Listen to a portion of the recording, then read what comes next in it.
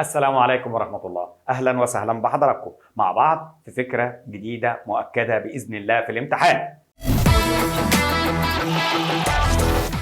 طيب، عايزين نتكلم على Alternative Current Circuits. طيب، وإذا قلنا Alternative Current Circuits، أول حاجة يبقى عندي Alternative Current connected with just ohmic resistor.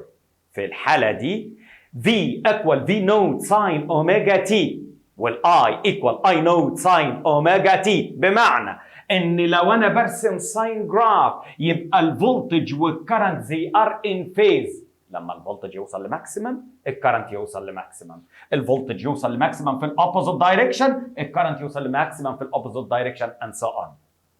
طيب، ولو عملنا الفيكتور دايجرام فلاقي الفولتج اكروس الاوميك ريزيستنس والكرنت مقنتمين مع بعض. مقنتمين مع بعض يعني ماشيين مع بعض في نفس الدايركشن، وخلي بالك على الموضوع ده عشان هحكي لك عليه شويه قدام. اوكي. طيب، لو عندي alternative current through pure inductive coil، ادي البيور inductive coil، pure inductive coil no ohmic resistance. لو انا برسم العلاقة أو الساين جراف يبقى قدامكم بالشكل ده، وأهم حتة البداية. لو أنا عندي اللي بالفايولت ده الكرنت، يبقى لما الكرنت كان بزيرو الفولتج كان ماكس، فلو كان I equal I node sin omega t فساعتها ال V equal V node sin omega t plus pi over 2، بمعنى الفولتج leads current by 90 degrees. يبقى اقدر اقول الفولتج كده والكرنت كده، بمعنى لو الكرنت في وضع الزيرو الفولتج في وضع ال90. طب خلي بالك لحسن يلعب بيك. طب لو عمل روتيشن للشكل ده، فلو الكرنت في وضع ال90 اصبح الفولتج في وضع ال180. طب بص على دي كده، ايه رأيك لو كان الكرنت في وضع ال180 فاصبح الفولتج 270 فاينلي؟ طيب لو الفولتج 0 او 360 فيبقى الكرنت 270 ايها الباشا الجميل. جميل قوي.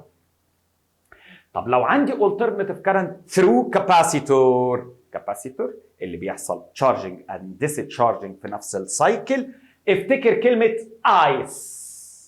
في كلمة ايس سي تريفير ان عندي كاباسيتور، حرف الاي بيجي الاول والاي بيجي بعدين. الاول اي يعني الكرنت ليدز، وتبقى الاي كانها الاي ام اف او بوتنشال ديفرنس، فيبقى الكرنت ليدز فولتج، حرف الاي اللي جه الاول. جميل. بص لي كده، لو احنا خدنا الاسود ده هو الفولتج فيصبح الكرنت، فالفولتج في اول وضع في وضع الزيرو فالكرنت في الماكسيمم فاليو. الله الله الله، يعني الكرنت ليدز فولتج باي 90 ديجريز. بص كده، لو قلبناها عملنا روتيشن للشكل ده انتي كلوك وايز 90 ديجريز، فلو الفولتج في وضع ال 90 الكرنت 180، لو الفولتج في وضع ال 180 الكرنت 270. طيب لو كان الفولتج 270 فالكرنت 360 اور 0. حلو قوي. بص يا سيدي، طيب لو انا عندي سيركت عندها البيهيفير بتاعها اندكتيف بيهيفير، والاندكتيف بيهيفير دي معناها ايه؟ فيها اوميك ريزيستنس وكويل، او اوميك ريزيستنس وكويل وكاباسيتور، بس الاندكتيف رياكتنس اكبر من الكاباسيتيف رياكتنس. فترسم التراينجل الجميل ده اللي في الفيرست كواد، وتبقى عارف هنا الريزيستنس على الواي اكسس هيبقى اكس ال ماينس اكس سي، وهنا عندي الامبيدنس زد.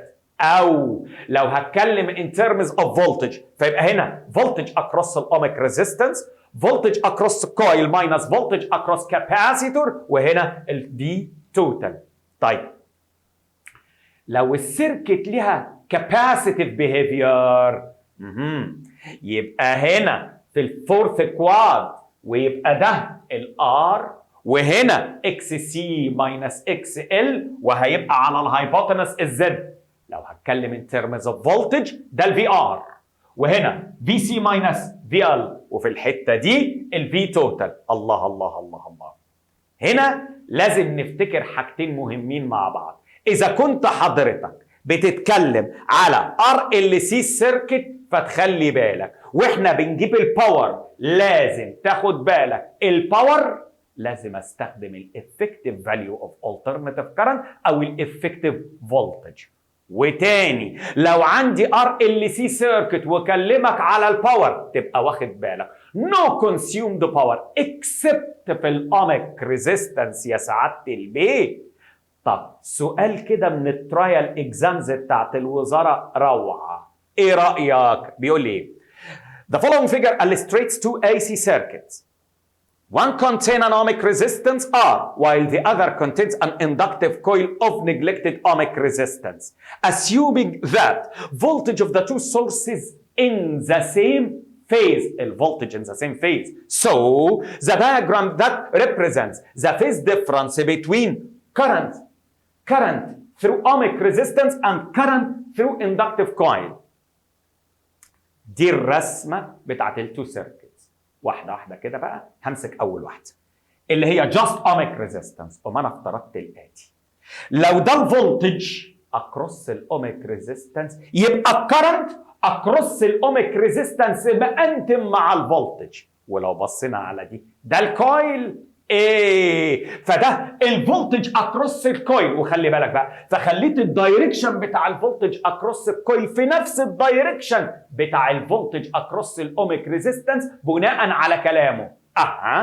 طب ما انت عارف ان في البيور كويل الفولتج ليدز كارنت، يبقى معنى كده ان ده هو مين؟ الكرنت اكروس ذا كويل. الله الله، يبقى لما نيجي في الاختيارات واخدش بالك يبقى ده الاختيار الصحيح، الكرنت اكروس الاوميك ريزيستنس والكرنت اكروس الكويل.